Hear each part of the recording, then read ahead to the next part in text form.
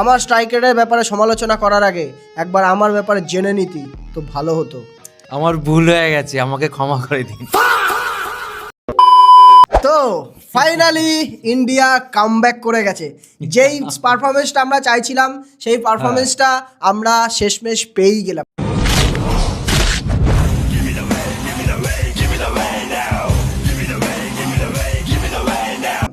জানি জিম্বাবুয়ের বিরুদ্ধে করেছে কমা টিম, কিন্তু আমি একটা কথা বলছি এখানে যে এটা যদি এখানে একটা বা দুটো প্লেয়ার খেলতো ভালো তাহলে বলতাম যে এটা একটা ফ্লুক ছিল, কিন্তু এই ম্যাচের মধ্যে কিন্তু পুরো সবকটা প্লেয়ার তার পারফরমেন্স দেখিয়েছে। ব্যাটিং, আমি স্পেশালি ব্যাটিং এর কথাই বলছি যেখানে ফ্লপ করছিল ইন্ডিয়া, তো এখানে কিন্তু আমরা পুরো পারফরমেন্স আবার ফেরত পেয়ে গেছি। সে জিম্বাবুয়ের বিরুদ্ধেই হোক না কেন, যেই সময়ে পাওয়ার কথা সেই সময়েই পেয়ে গেছি। আর কোনো টেনশন নেই, সামনে ওয়েস্ট ইন্ডিজের খেলা আসতে চলেছে, মোটামুটি এই কনফিডেন্সটা নিয়ে আমরা যেতে পারবো। আর যদি বলি আমরা সাউথ আফ্রিকাকে অসংখ্য অসংখ্য অসংখ্য ধন্যবাদ আমাদের এইভাবে হেল্প করে দেওয়ার জন্য।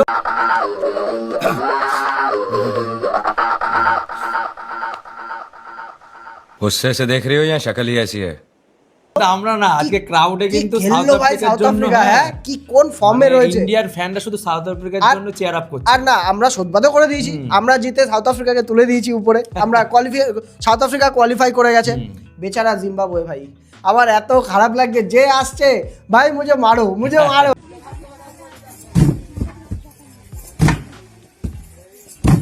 ওইদিকে 254 মেরে গেল ওয়েস্ট ইন্ডিজ, আর এদিকে ইন্ডিয়া 256 মেরে গেল। 256 second highest score in the history of টি20 ওয়ার্ল্ড কাপ।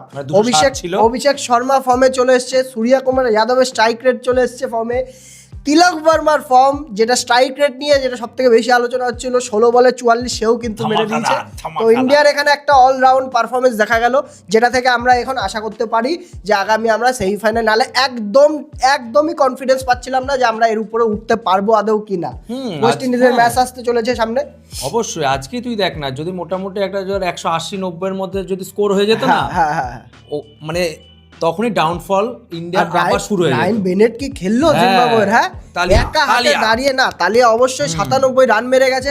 কাকে কাকে মারেনি, তোর বারুণ চক্রবর্তী বল, আকসার প্যাটেল বল, তারপরে বুমরাকে বল, কাউকে বাদ দেয়নি। তো আজকে আমরা ভিডিওতে এটাই আলোচনা করবো, ইন্ডিয়া ভার্সেস জিম্বাবুয়ে, আর হচ্ছে সাউথ আফ্রিকা ভার্সেস ওয়েস্ট ইন্ডিজের ম্যাচটা নিয়েও কিন্তু আমরা একটু খুঁটিয়ে দেখে নেবো যে কি কি হয়েছে কি কি না হয়েছে, বর্তমানে সিচুয়েশন কি দাঁড়াচ্ছে, এরপরে কোথায় উঠতে পারে ইন্ডিয়ার, কি কোন সিনারিও দাঁড়াচ্ছে, জিততে গেলে সেমিফাইনালে উঠতে গেলে কি কি করতে হবে। তো আজকের ভিডিও শুরু করছি, আমি সুদীপ্ত এবং শান্তনু, আমরা আপনারা দেখছেন ফেল ক্রিকেটার্স চ্যানেল। তো শুরু করছি ইন্ডিয়া ভার্সেস জিম্বাবুয়ের টপিক দিয়ে। সবার প্রথমে ইন্ডিয়ার তোর রেকর্ড যেটা বললাম যে 256 রান করেছে ইন্ডিয়ার, তো সবথেকে টি20 ওয়ার্ল্ড কাপে সবথেকে বড় রান। ক্রেডিট দেখ, তার আগে ক্রেডিট কিন্তু ভাই টসকে দিতে হবে। টস কিন্তু জিম্বাবুয়ে জিতে ভাই চেহারা আলাদা, যখনই বললো ভাই আমরা টসে জিতে ফিল্ডিং নেব। হ্যাঁ ওদের হচ্ছে স্ট্রং পয়েন্ট হচ্ছে ব্যাটিং, পরিষ্কার কথা। ওরা ওই ব্যাটিংটাকে ব্যাক করেছে, নাহলে এই মাঠের মধ্যে সবাই ব্যাটিংই নাই। এই যে কোনো ইন্ডিয়ান পিচ যে কোনো বেশিরভাগই বেশিরভাগই সব আমরা ব্যাটিংই নিতে চাইছিলাম।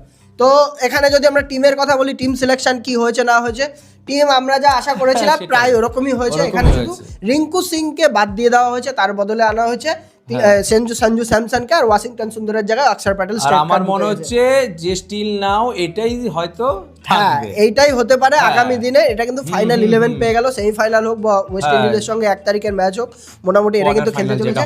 আমি যেটা বলতে চাই সেটা হচ্ছে রিঙ্কু সিং এর সঙ্গে কি ঠিক হলো নাকি ভুল হলো। রিঙ্কু সিং আদৌ মানে ওর ভূমিকাটা, মানে ও যে এসছে টিমে, ও নিজে অবাক যে আমি কি জন্য এসেছি, আমাকে কি পজিশনে খেলাচ্ছে আর আমি কি কারণে, আমি অন্তত 5 নম্বরে তো খেলা। তিলক ভার্মাকে আজকে নামিয়ে 6 নম্বরে নামিয়েছে। 5 নম্বরে হার্দিক পান্ডিয়া, 6 তিলক ভার্মা। ভালো খেলেছে মানলাম, ঠিক আছে।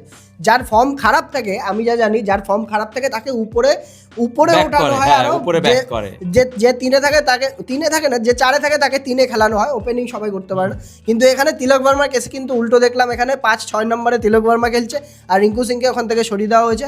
রিঙ্কু সিং আমি মনে করি ওর সঙ্গে জাস্টিস হলো না একদমই, কারণ হচ্ছে একটা ম্যাচও এরকম যায়নি যে 20টা বল খেলেছে যেখানে এসে সুযোগ পেয়েছে, আমি বলছি না সুযোগ পাইনি, কিন্তু প্রত্যেকের কিন্তু যায় না ওই জায়গায়, ওই তো বললাম 5 বল 6 বল 8 বল 10 বল ওকে অ্যাজ এ ফিনিশারই রেখেছিল।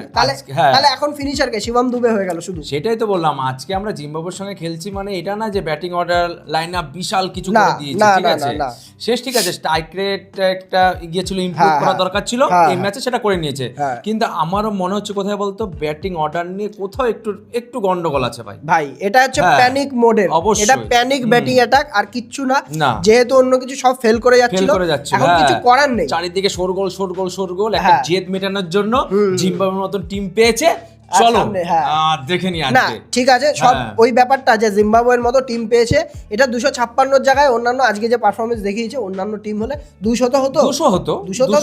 আমরা পুরোপুরি এটাকে মানে জাস্ট এক্সাজারেট করেই বলছি আমরা যে যাই হোক এখানে 200 হতো না হতো সেটা পরের কথা, জিম্বাবুয়ের সামনে টিম পেয়েছে, ওয়েস্ট ইন্ডিজের 256 254 মেরে দিয়েছিল, ইন্ডিয়াও মেরে দিয়েছে। তবে একটা সবথেকে বড় গুড নিউজ যেটা সেটা হচ্ছে অভিষেক শর্মা ফর্ম ফেরত পেয়েছে, 30 বলে 55 মেরে গেছে, এমনকি ওর যেটা স্বাভাবিক খেলা বড় স্ট্রাইক রেটের সঙ্গে প্রায় 200 স্ট্রাইক রেটের সঙ্গেই খেলে গেছে। কিন্তু मालिक आ गया होश, इसको होश आ गया, देखो आंखें खोल खतरा है।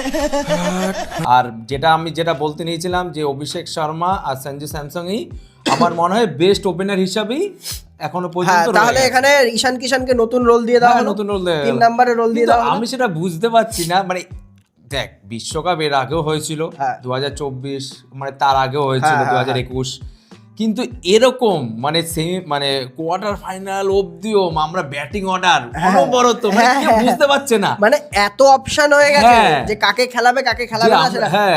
আগে দেখ না রোহিত শর্মা কোহলি, ঠিক আছে এদের জায়গা কেউ সরাতে পারতো না, এরা থাকলে কিন্তু কোনোদিন হতো না। 3 নম্বরে ওডিআই হোক বা টি20 তে লাস্ট পর্যন্ত তোর বিরাট কোহলি ওপেনিং করেছে, যাই হোক কিন্তু ওদের কি জায়গা মতো সরাতে পারতো কেউ? তাহলে ওরা নেই বলে কিন্তু এই জিনিসটা আজকের দিনে হচ্ছে। তো সঞ্জু স্যামসন যদি আমরা বলি, সঞ্জু স্যামসন ঠিক আছে এই একটা ম্যাচ দিয়ে সবসময় জাজ করে দিলে হয় না, তবে আমি মনে করি যে সঞ্জু স্যামসন ডিজার্ভ করে অন্তত এই ওয়ার্ল্ড কাপটা অবশ্যই।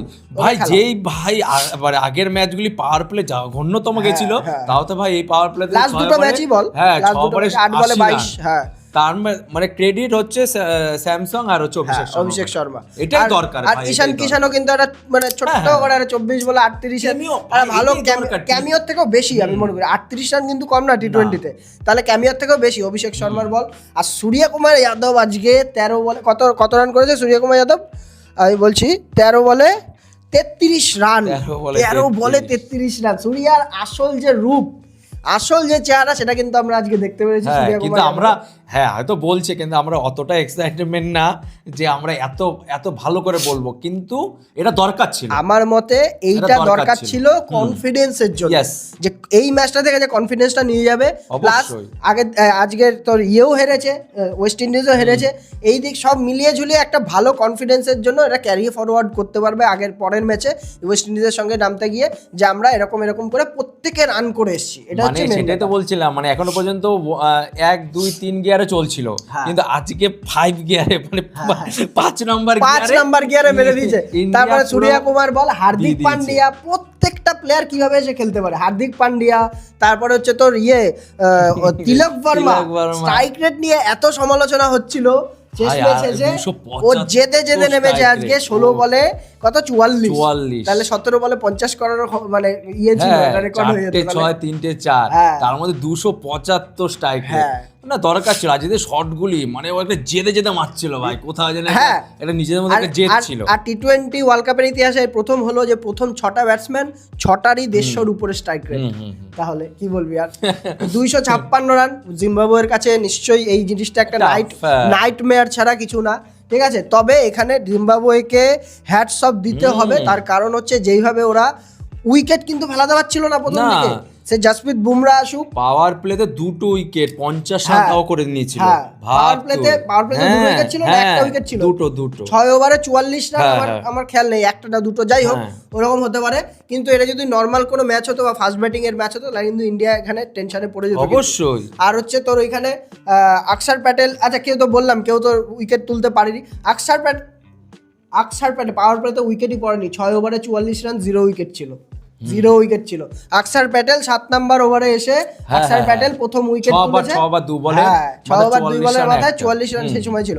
আকসার প্যাটেল এসে লেফটি গড় ফরমাইয়েগা লেফটি বোলার লেফটি ব্যাটসম্যানের উইকেট তুলেছে।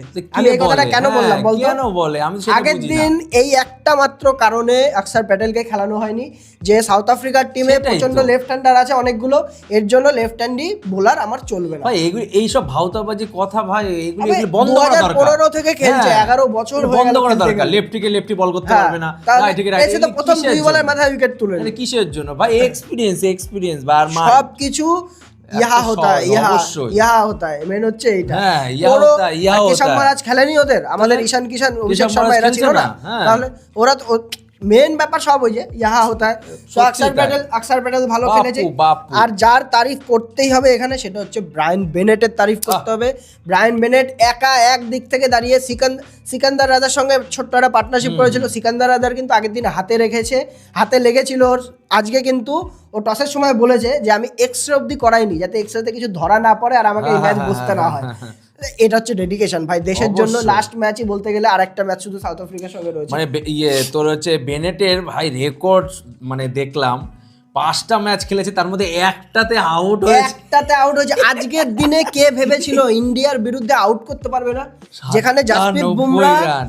আর্শদীপ সিং, বরুণ চক্রবর্তীর মতো বোলাররা সত্যি। রয়েছে, ওকে আউটই করতে পারলো না। 5 ম্যাচে একটা ম্যাচে মাত্র 5 করেছে, 5 রান। হ্যাঁ। বাদ বাকির প্রত্যেকটা ম্যাচে 60 43 না 43 বা 62 64 আর আজকে 97। তাহলে তার কাদের বিরুদ্ধে কি ছয়গুলো দিয়েছে ক্লিন হ্যাঁ, হিট ম্যাচে। সত্যি তাই। আর হচ্ছে ও পুরো একদম টেকনিক্যালি কারেক্ট ব্যাটসম্যান অবশ্যই। একদম, যেমন মাকরাম এডেন ছয়গুলি মাকরাম দেখছিলি? সেরকম ও একদম দারুন কে রাহুল যেমন এরকম টাইপের না। সত্যি জিম্বাবুয়ে ভালো ফাইট করেছে, ওরা যার জন্য এসেছিল, ওরা যেভাবে বলেছিল যে আমরা ফাইট করব, তো ওরা ফাইট করেছে, যেটা মানতে হবে না মানতে হবে। না তবে জিম্বাবুয়ের 72 রানে ক্রিকেটকে ভাই হ্যাঁ জিম্বাবুয়ের ক্রিকেটকে ভাই স্যালুট।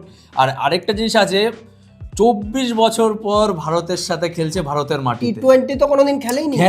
24 বছর পর তো ভারতের মাটিতে এসে হ্যাঁ, খেলছে, মাটিতে এসে খেলছে, তাই দেখছিলাম ইন্ডিয়ার বিরুদ্ধে। হ্যাঁ, আর ইন্ডিয়ার বিরুদ্ধে টি20 কোনোদিন খেলেইনি, সেইখানে এসে জিম্বাবুয়েকে আমার এভাবে কোথায়- হিউমিলিয়েট করে দিল সবাই আমার মিলে। কোথায় মনে হচ্ছে তো কি বলতো, জিম্বাবুয়ের এই যে উত্থান যে শুরু হলো না, হ্যাঁ। এবার একটা জায়গা যাবে। না, অবশ্যই যাবে। 2028 যে টি20 বিশ্বকাপ আবার হবে। মেন ব্যাপার হচ্ছে ঠিক ওরা আছে। নতুন ছেলে পেলে, এই সিকান্দার রাজা যে হ্যাঁ। ছেলেটা আছে না, এই চারিদিকে ছেলেটা যদি ক্রিকেট খেলে থাকে, বেড়ায়, এই অবশ্যই, ছেলেটা যদি থাকে, dedication। একটা ক্যাপ্টেন কিন্তু যেই দেশের ইনফ্রাস্ট্রাকচার ভালো না ক্রিকেটের, মানে ভালো না বলছি না, মানে বেশি উন্নত না, না, তাই সেই দেখছিলাম জায়গাকার তো, হ্যাঁ, কিন্তু উন্নতই ক্যাপ্টেন না। বা কোচ একজন এরকম আসে, যেমন জনাথন ট্রট আফগানিস্তানের হয়ে আফগানিস্তান ক্রিকেটকে তুলে দিল উপরে, শ্রীলঙ্কান ক্রিকেটকে সনাত জয়সূরিয়া আসার পরেই কিন্তু উঠলো, এর আগেও কিন্তু চলছিল কিন্তু তারপরে তোর সিকান্দার রাজার বড় একটা ভূমিকা রয়েছে, যেটা হচ্ছে তোর জিম্বাবুয়ে ওঠার পিছনে। জিম্বাবুর এটা তো দেখছিলাম যে জিম্বাবুর একটা সময় ওরা বলছিল যে আমাদের আঠা লাগানোর মতন কোনো ক্যাপাসিটি নেই বুকে, আমাদের স্পন্সর করো। আর সত্যি জিম্বাবুয়ের ফ্যান্সরাও সত্যি ভাই হ্যাঁ, স্যালিউট দিতে হবে, salute। যে হারুক জিতুক এমন সুন্দরভাবে ওরা রিদমে সাপোর্ট করে না, একদম বড়। জিম্বাবুয়ে নিয়ে বেশি বলছি আমি জানি, তবে না, অবশ্যই। ইন্ডিয়ার থেকেও বেশি মন আজকে কিন্তু জিম্বাবুয়ে জিতে গেছে, যেভাবে অবশ্যই। ব্রায়ান বেনেট যে আর innings টা এটা কিন্তু খেললো আজকে। বিসিসিআই কিন্তু মানে একটা দারুণ তো পদক্ষেপ নেয়, প্রত্যেক 2 বছর পর পর কিন্তু ওদের কাছে খেলতে যায়। হ্যাঁ, ঠিক আছে, না হ্যাঁ, এটা ওরা ডিজার্ভ করেছে, এটা করে ভাই, এটা ওরা কামিয়েছে, একদম এটা ওরা কামিয়েছে বলেই কিন্তু হয়েছে এটা। তো যাই হোক, হ্যাঁ জিম্বাবুর অবশ্যই আমরা চাই, মন থেকে চাই আরো ডেভেলপ করুক, ঠিক আছে। আর আরেকটা কথা যেটা বললেই না, হ্যাঁ আজকে হয়তো সকালবেলা মানে যেটা হচ্ছে তো 3টে থেকে ম্যাচ ছিল তোর সাউথ আফ্রিকা আর হচ্ছে ওয়েস্ট ইন্ডিজ, সেটা আমরা চোখে মুখে তাকিয়ে সাউথ আফ্রিকা তো আমরা ওটার উপরে আসি, তাহলে ওই ম্যাচের উপরে আসি, ওটাই আমি শুরু করছি। হ্যাঁ ভাই, সবার আগে আমি একটা কথা বলবো, এক তো মানে হাত মে থা, ঠিক আছে, খুলে হাতে ছিল ভাই, যে এই ম্যাচটা কি হবে, ইন্ডিয়া তো জিম্বাবুয়ের বিরুদ্ধে জিতে যাবে, আমরা 90% জানি, কিন্তু এই ম্যাচটা কি হবে ভাই, স্টেডিয়ামে দেখিয়েছে খেলা ভাই, খেলা দেখিয়েছে ওয়েস্ট ইন্ডিজ, খেলা দেখিয়েছে সাউথ আফ্রিকা, দুইজনে একদম মানে ওয়েস্ট ইন্ডিজ না উঠলে আমি চাইছি ওই গ্রুপের মধ্যে যদি থাকতো না, ওয়েস্ট ইন্ডিজ যদি উঠতো, মজাটা কিন্তু আরো বেশি হতো। না আমি সেটাই তো বলছিলাম যে ওয়েস্ট ইন্ডিজ যে হারে পারফরমেন্স দেওয়া শুরু করেছিল, না ভাগ্যিস অবশ্যই রাবাডা আর লুঙ্গিয়াঙ্গিডি তারিফ করা অবশ্যই দরকার। আর হ্যাঁ প্রথম থেকে আসি বল না, রাবাডা লুঙ্গিয়াঙ্গিডি প্রথমে 2 ওভারে দুটো করে উইকেট তুলে নিয়েছে। আর ভাই এটা কি ম্যাচ, কি মাঠ ছিল, আহমেদাবাদ মাঠ, এটা কিসে পরিণত হয়েছে? সেটাই তো বললাম, হ্যাঁ? বুঝতে পারছি, আমাদের 76 রানে সময় কোথায় 6টা, ছিল? আমাদের সময় কোথায় ছিল? হ্যাঁ। তার আগে আমি আরেকটা কথা বলি, এডেন মাকরাম কিন্তু আগের দিন টসে জিতে ইন্ডিয়ার বিরুদ্ধে বোলিং নিয়েছে, কারণ ওটা ছিল হচ্ছে তোর কালো মাটির পিচ ছিল যেখানে, আর এখানে লাল মাটির পিচ ছিল বলে দেখ ট্যাকটিক্স গুলো ওরা কত সুন্দর রেডি হয়ে এটাই তো এসেছে। ক্যাপ্টেন ভাই। হ্যাঁ, রেডি হয়ে এসেছে, যে এটা বোঝা যাচ্ছে যে এটাই তো লাল মাটির captain। পিচে আমি যদি আগে বোলিং নিই, তাহলে আমার এখানে ফাস্ট বোলারদের সুবিধা পাবে, বল বাউন্স করবে বেশি, আর দিনের বেলা কিন্তু ব্যাটিং করা খুব মুশকিল, যার জন্য কিন্তু এখানে সাউথ আফ্রিকা এগিয়ে যাচ্ছে। এগিয়ে যাচ্ছে কি আমার মনে হচ্ছে উইকেট 7 উইকেট 83 রানের মধ্যে 7 উইকেট পড়ে গেছিল পুরো ওয়েস্ট ইন্ডিজের। আমার তো এইটাই তো মনে হচ্ছে যে এইটাই হচ্ছে ক্যাপ্টেন ভাই। হ্যাঁ, লিডার অফ ফ্রন্টে যে থাকবে, যে টিমকে আগিয়ে নিয়ে যাবে সেই ক্যাপ্টেন, যে আমি জেতাবো, হ্যাঁ আমি জেতাবো। হ্যাঁ। মানে এই জন্য বলি এডাম মাকরাম কিন্তু আমার মানে মানে মানে দৃঢ় বিশ্বাস যে গ্রেম স্মিথ যে রেকর্ডটা করেছিল 13 না 14 বছর ক্যাপ্টেনশিপ টানা, তার থেকে আমি মনে করব বড় মাপের ক্যাপ্টেন অলরেডি তো একটা রেকর্ড এস্টাবলিশ করেই দিয়েছে। এরা 4টে আইসিসি ইভেন্টেও ক্যাপ্টেন আছিল, তার মধ্যে 2টো কিন্তু জিতেছে। তা আমি বলে দিচ্ছি কোনটা, আন্ডার 19 আর WTC। ঠিক আছে, হয়তো আমরা না মানে সাউথ আফ্রিকা 2024টাও একদম হাত থেকে ফেলে দিয়েছিল, ওইটা জিত আছে একটা না, আর এই বছরও ডিজার্ভ করছে ফাইনালে ওঠার, জানি না যদি হ্যাঁ আর কে থাকবে তাহলে। আমি তো বলবো ইন্ডিয়ার থেকে বেশি ডিজার্ভ করছে আরো ওয়েস্ট ইন্ডিজ আর সাউথ আফ্রিকা, দুজনে ডিজার্ভ করছে। তো 83 রানে 7 উইকেট ম্যাচের মধ্যে যদি আমরা আসি, 83 রানে 7 উইকেট ছিল, তারপরে আসলো তুফানের জ্বর, মানে রোমারিও শেপার্ড আর হচ্ছে জেসন হোল্ডার যে পার্টনারশিপটা করলো আজকে 8 নম্বরে উইকেটের পার্টনারশিপ। কত রান করেছে ওরা? 8 নাম্বার উইকেটে পার্টনারশিপে 57 বলে 89 রান, 8 নাম্বার উইকেটের আমি পার্টনারশিপ। তো মনে করছিলাম ভাই 110-15, 110-15 কি 20, তাহলে সেখান থেকে 176 অবধি নিয়ে গেছে ওরা। 176 তো, হ্যাঁ 176 অবধি সেখান থেকে ওরা নিয়ে গেছে। তাহলে ভাব যে ওয়েস্ট ইন্ডিজ এখন কোন ফর্মে চলছে, কতটা পজিটিভলি অবশ্যই ওরা অ্যাটাক করছে, মানে অ্যাটাক করবেই। জেসন হোল্ডার, রোমেরো শেপার্ড, এদের আমি শুধু ভাবি আরসিবি পেয়েও গেছে রে, আরসিবি আর ওদিকে হচ্ছে তোর দিল্লি, দুজনে না অ্যাকচুয়ালি ক্রেডিট ভাই রোমেরো শেপার্ডকে দেওয়ার হতে পারে, দানবের মতন আসে, ভয় লাগে, জয়গুলি দেখেছি, জয়গুলি ভয় লাগে, সিরিয়াস ভয় লাগে। পুরো গায়ের জোর, হয়তো ক্লাবস হয়ে গেছে মিডল অর্ডার বা ওপেনিং, কিন্তু আমার কোথাও জানি ভয় হচ্ছে ভাই ওয়েস্ট ইন্ডিজ কেমন দাঁতটা কামড়াচ্ছে বলতো, যে প্রথম দিকে যদি কেউ খেলে দিত, প্রথম দিকে যদি কেউ খেলে দিত এই রানটা 200 হয়ে যেত, কিন্তু লাভ নেই ভাই। সাউথ আফ্রিকা যেই ফর্মে রয়েছে, একটা উইকেটের বেশি উইকেটই ফেলতে পারেনি। মাকরামের অনবদ্য ইনিংস, মাকরাম আর ডিককের যে তোর পার্টনারশিপ গেছে 100 কত রানে, বেশ 100-100-র উপরেই পার্টনারশিপ আছে, যাই হোক আমার ডিটেলস নেই অতটা। তো এই দুজনের পার্টনারশিপ আর রায়ান রিকেলটন, এই তিনজনে মিলে পুরো ম্যাচ বের করে নিয়েছে। সত্যি তাই, যে মাকরাম, আমি মাকরামকে দেখলে একটা কথা খুব বলতে ইচ্ছা করে যে ভাই কে বলে যে ক্রিকেট শুধু 6-4-এর খেলা, কত সুন্দর কতটা চেঞ্জ করেছে বলতো। এই মাকরাম 2 বছর আগে কোথায় ছিল? আমরা আইপিএল এ দেখতাম ওকে কেউ গণায় ধরতো না, সেখানে এইভাবে যে এরকম ধরনের একটা পারফেক্ট ব্যাটসম্যান যে হচ্ছে পুরোপুরি ক্রিকেটিং শটস খেলে, এটাই তো বললাম। হ্যাঁ, বিরাট কোহলির ছবি সত্যি তাই, যে ছয়গুলি যে বিরাট কোহলি এরকম টি20 রেলেভেন্ট ছিল না, কভার ডাইভ আর সামনের দিকে যেটা মারলো না, আরে ভাই ডিজার্ভ। বিরাট কোহলি যেমন টি20 ক্রিকেটে রেলেভেন্ট ছিল না, ওখান থেকে শিখে ওখানে একটা মেন্টর পেয়েছে এবি ডিভিলিয়ার্স এর মতো, টি20-তে নিজেকে আরো বেহতর করেছে। সেরকম সেম মাকরাম কিন্তু গত 2 বছরের মধ্যে নিজেকে এতটা আপলিফট করেছে, টি20-র জন্য রেডি করেছে, যে এখানে আমরা যার জন্য তারিফ করতে হবে। আর টিমকে ওর পিছনে ও টিমকে নিয়ে যাওয়ার মতো ক্ষমতা রাখছে, যে আমি রান করব, আমার পিছনে তোমরা আসো, আমি নিয়ে যাব টিমকে ফাইনাল। অবশ্যই সাউথ আফ্রিকার ভাই এখানে এর জন্য তারিফ করতেই হবে, মানে সাউথ আফ্রিকা। তবে ব্যাস আর করব না, সামনে আসছে, সামনে আমাদের সাথে এই ম্যাচটার জন্য আমরা তারিফ করলাম। আমাদের একটা ফেভার দিয়েছিল যে আমরা জিতিয়ে দিলাম, ওয়েস্ট ইন্ডিজের সঙ্গে জিতে আমরা একটা ফেভার দিয়ে দিলাম, আমরা জিম্বাবুয়েকে হারিয়ে সাউথ আফ্রিকাকে কোয়ালিফাই করে দিয়েছি। না আমার মনে হচ্ছে সাউথ আফ্রিকার সাথে আমাদের আর দেখা হবে না, যদি দেখা হয় একদম ফাইনালে, না গ্যারান্টি নেই।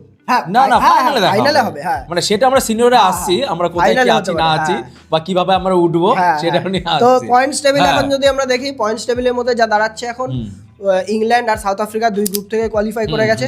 কালকের ম্যাচে মানে আজকের ম্যাচই বলতে গেলে হিসাব মতো নিউজিল্যান্ড যদি জিতে যায় পুরো উঠে যাবে, আর যদি হেরে যায় তাও মানে ওই যে পাকিস্তানে কেমন থাকবে ক্যালকুলেটর বের করে হিসাবে বুঝতে হবে, আর কিছুই না। তো এরকম সিচুয়েশন। আর হচ্ছে ইন্ডিয়া আর ওয়েস্ট ইন্ডিজের ম্যাচ যদি আমরা দেখি, মানে একদম কোয়ার্টার ফাইনাল পাক্কা ধরে নিন, একদম এই 1 তারিখের লাস্ট ম্যাচ সুপার 8-এর লাস্ট ম্যাচ হতে চলেছে সানডে ধামাকা। 2 নম্বর স্পটের জন্য কিন্তু লড়াই হতে ওই তো কোয়ার্টার ফাইনাল যাকে বলে, হ্যাঁ। ঠিক আছে, এখনো পর্যন্ত সুপার 8 ছিল, এখন হচ্ছে কোয়ার্টার ফাইনাল, যে জিতবে ডাইরেক্ট সেমিফাইনাল, ডাইরেক্ট সেমিফাইনাল। 2 নম্বরে চলে যাবে, ওখানে ইংল্যান্ড আর নিউজিল্যান্ড উঠবে।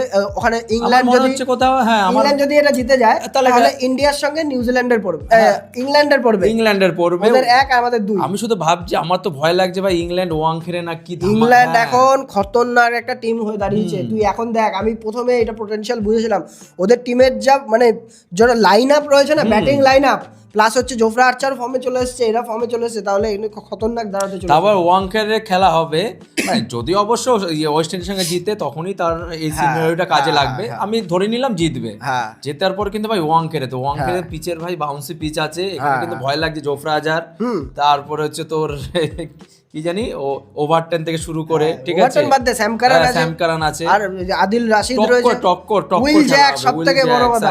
তার আগে ওয়েস্ট ইন্ডিজের ম্যাচে কলকাতায় হতে চলেছে, ব্যাপক রান হবে কিন্তু, একদম 200 একদম পাক্কা ধরে রাখি আমরা, 200 হবে এই ম্যাচের মধ্যে। আর যার জন্য আমরা এক্সাইটেডও রয়েছি, ভয়ও রয়েছি, কি হয় না হয় আমরা কিন্তু প্রিভিউ নিয়ে আসবো এটার অবশ্যই করে আপনাদের জন্য। আর চাই কিনা বলবেন একবার, নাহলে একবারে টোটাল একবারে নিয়ে আসবো। তো আজকে লাইভ করতে পারিনি, আমার অবস্থা বুঝতে পারছেন, ঠিক আছে, ঠান্ডা জ্বরে ভুগছি, কিছু করার নেই আজকে। এই ভিডিও ভালো লেগে থাকলে লাইক করুন ভিডিওকে, চ্যানেল সাবস্ক্রাইব করুন, নোটিফিকেশন বেলটা দাবিয়ে দেবেন, ইউ নো দ্য ড্রিল। আজকের মতো এটুকুই রাখছি, দেখা হচ্ছে আবার পরের ভিডিও নিয়ে, গুড বাই।